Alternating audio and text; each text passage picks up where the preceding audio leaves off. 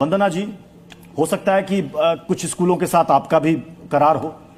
ये क्या है जरा बताइएगा। उस किताब में ऐसा आप लोग क्या छाप देते हैं कि मतलब वो किताब ऐसी हो जाती है कि आज बच्चा पढ़ेगा कल साइंटिस्ट बन जाएगा। देखिए, ऐसा मैं ये नहीं कहूंगी कि हमारी ही किताबें पढ़ के बच्चा साइंटिस्ट बनेगा। हाँ। इसका एक रीजन ये भी है कि हमें स्कूल से सैंपल्स अप्रूव करवाने पड़ते हैं उनके पढ़ाने के सिलेबस के तरीके के अकॉर्डिंगली। तो हम पहले इसके सैंपल बनाते हैं।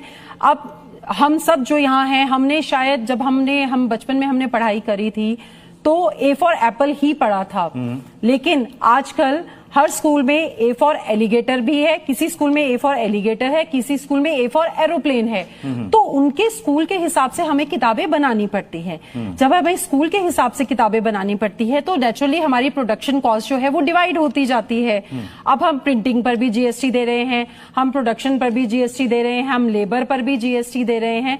तो कॉस्ट को कंट्रोल करना तो हमारे। मैम जरा बताइए कि आप इस पर भी दे रहे हैं, उस पर भी जीएसटी आप दे रहे हैं। ये जो एक इंग्लिश ग्रामर की 8 की किताब है, 2 किताबें हैं, एक 519 की, ये 699 की। मतलब इस किताब में ऐसा क्या डाल दिया आपने जो एनसीईआरटी की बुक में नहीं है, जो एक सामान्य बुक डिपो में नहीं है?